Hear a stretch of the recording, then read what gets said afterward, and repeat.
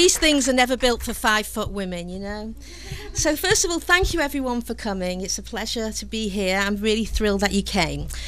So I want to start with where I was 2 years ago. I was in this huge hall and I was surrounded by pornography, hardcore pornography. And you could barely hear yourself think because of the fake orgasm sounds coming from the pornography. And I'm standing there thinking, how did a nice Jewish girl from Manchester, England get here? And that's the question that many people ask me. How did you end up doing what you do? And if somebody would have told me I was going to be the expert on pornography, right, I didn't think I was going to go there. So let me tell you what happened. I was living in Israel at the time and I was working at the Rape Crisis Centre. I was 22 years old and writing a dissertation for my doctorate. And somebody came up to me and said to me, there's an anti-porn feminist slideshow. Do you want to come? And I'd never really thought about pornography before, and I was 22, what did I know? So I said, okay. Little did I know that night it was going to completely change my life. I couldn't believe the images I was seeing. I literally couldn't believe them. And not only could I not believe that men made these images, I couldn't believe that other men found them arousing. And it was such a shock to me. And I know I talked about misogyny and woman hating, but there's nothing like actually seeing those images up there to deliver the message to you. So that night I went home, I called my advisor and I changed my doctorate topic. And I actually did the doctorate on sociology of media with the special case of pornography. And from that day on, this has tethered me. I'm not going anywhere with this. As long as there's a porn industry, I'm going to be here. So let me tell you about what happened in Israel. An incredible thing happened to me. I'd gone there believing in Zionism and thinking this was a homeland for Jews. And then I got to have to basically counsel Jewish women who'd been raped by Jewish men. I also had to counsel Jewish women who'd been battered by Jewish men and Jewish girls who'd been raped by their fathers. And I began to think, is this really a homeland for Jewish women? Because the same violence against women that goes on in other places goes on here.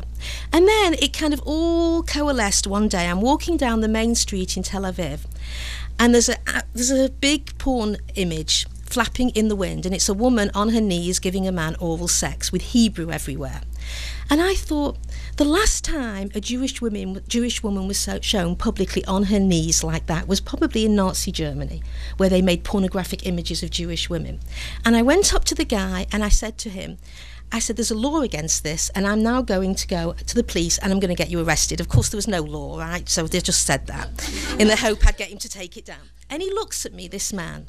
Now, this is a man who's never done women's studies, hasn't got a PhD in media, and he looks at me and he says to me, I know why you don't like that picture. He said, that's you, isn't it? That's you up there. And I thought, yes, you are absolutely right. Of course it's me. As a woman, of course it's me, because that's the reality of pornography. We're all up there, vulnerable and into pornographic gaze. So I went home and I started doing a sociology of media doctorate. And I approach pornography as one would approach any form of media, which is that how do media images affect us? How do they impact on the world that we live in?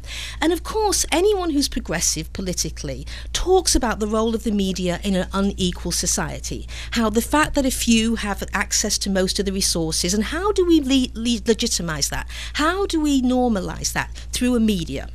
And so what I began to realise when I was reading media studies was, if people say images have an effect, if people say they construct reality, then surely pornography is going to do the same thing. Surely pornography is going to construct the reality of men. Because how can you walk away from these images unchanged? And as I always say, pornography delivers patriarchal ideology to men via the penis, which is an extremely successful delivery system. So what I'm looking at here is how images shape the reality. And I'm going to take you through when I was at in Las Vegas at the Adult Video News Awards. And they have a big expo there, and thousands of fans, porn fans, descend on that place. And there was thousands of fans and me. So I'm walking around there, and at first I stop and interview some of the porn producers. And one man talks to me and tells me how he's doing something different. He's not making pornography, his stuff is different. And I look behind me, and he's got a picture, basically an image of a woman kneeling in a coffin as she's being anally penetrated. And I said, the coffin? And he said, well, maybe the coffin's not so good. And so when we walked around and round and I talked to these people, what I got was the same message over and over again, that they do not know where this industry is going. They do not know how they got to do what they do. They are absolutely amazed that there has been no law or very few lawsuits against them. And they can't believe they're making this amount of money. And I was walking around there looking at all of this pornography and, exhausted and demoralised. And I sat down next to an African American woman who was doing security, the security guard. And I started to talk to her and she wouldn't talk to me. And she thought I was a pornographer, and she was having nothing to do with the pornographers. So I had to tell her, no, I'm not a pornographer, I'm actually a feminist, anti-pornography, I'm writing a book. And eventually she opened up to me, and she told me, she said, I have never seen pornography before. Nobody told me I was going to have this as my detail. And I have got a cring in my neck because I am looking down and cannot stand to look at the pornography. And I looked around, and indeed, most of the security guards were African-American women. And then she says to me, I've been divorced 2 years and I can't find a good man. And now I understand why. I never knew it before. And then just as she says that, an African-American woman walks by, one of the women from the pornography industry. And she's dressed in the usual garb, which means not very much. And Patricia, the African-American woman, I call her Patricia, she taps me on the shoulder and she says, go and tell her it's not good for her. Go and tell her this isn't right. And as she does that, a fan comes up to the African-American porn performer and puts his hand on her crotch. She smiles. Everyone takes a picture.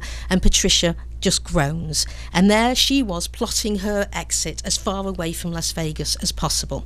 So when I got home and tried to make sense of this, I began to go through some of my notes. And, some of it is actually quite humorous, although it's not really funny.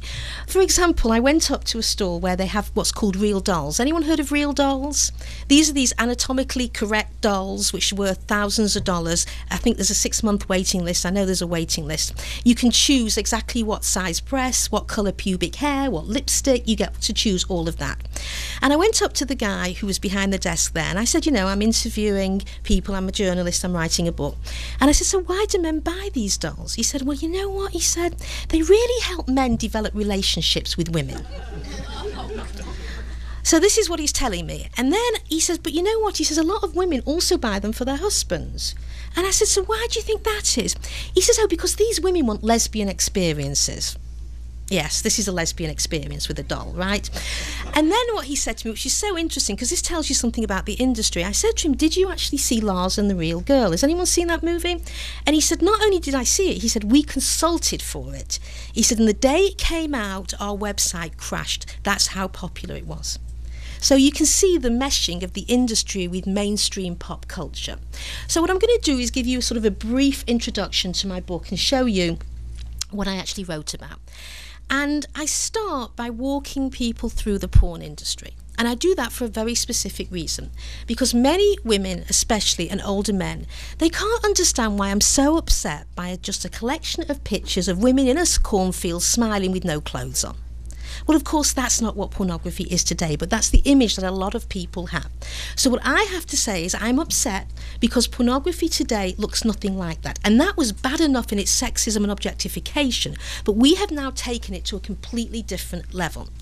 So what I do is I explain the acts in pornography, I go through the different sites and I talk about the body punishing sex, the cruelty, the violence, the degradation, the debasement. I talk about some of the sex acts and I'll give you an example of the debasement. One's called ATM, ass to mouth, where the man takes his penis and puts it in a woman's anus and then immediately into her mouth without washing. Now, what sexual arousal is there outside of the debasement of the woman? Because can you think of what's more sexually aroused than that? So what I look at is how pornography, how the sizzle in pornography, how what makes it hot is in fact the debasement of women.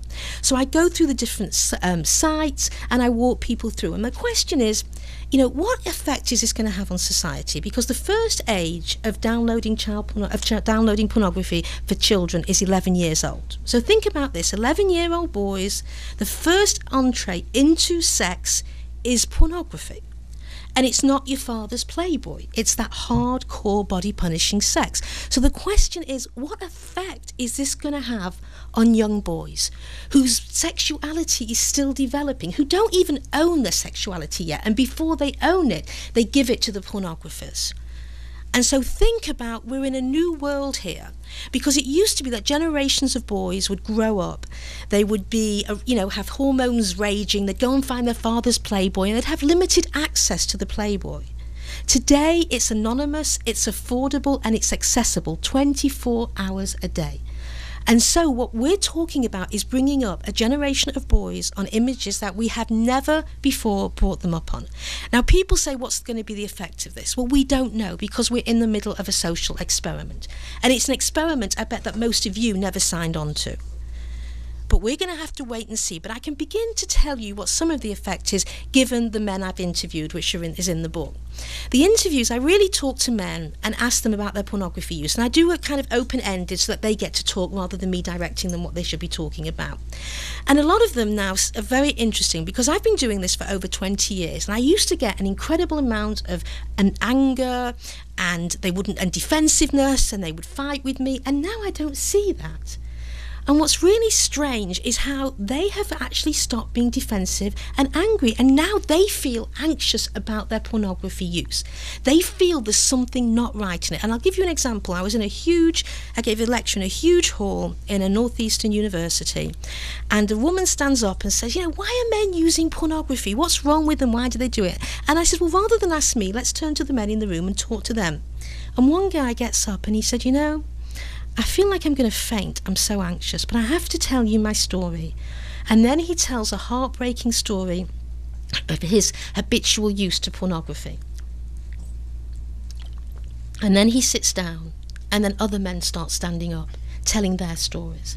And I get this now over and over again, of men who thought they could go to pornography, thought that when it's done, they zip up their pants, they zip up their head, and it's all over. No, those images leak into the real world. And what they tell me is, first of all, that the more pornography they use, the more they expect their sex in their real lives to look like the pornography. And they get a shock, because it's not like that. Because pornography is what I call industrial strength sex. And most women will not do that. They will simply not allow the men to do those acts to them. So these men get very upset, they get very angry, they don't understand why they've seen thousands of women do these things, why won't this one lying next to him do it? Also, what they find is that a lot of them lose interest in sex. It looks boring and banal. And what they do is they prefer their pornography to sex with another human being. And I've just interviewed a woman whose husband is in his 20s, she's in her 20s, not had sex for months. Why? He's addicted to pornography. And this is one of the results that happen.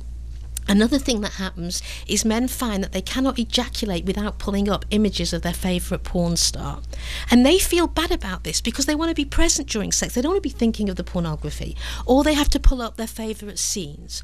So this is having a really big effect on the young men. Now, what about the women? Well, a lot of the women I interview talk about being pressured into porn sex by their boyfriends and by their hookups. Because I don't know if most of you know what's going on in college campuses today, but there's very little dating and there's lots of hookup sex, which are actually, hookup sex is porn sex.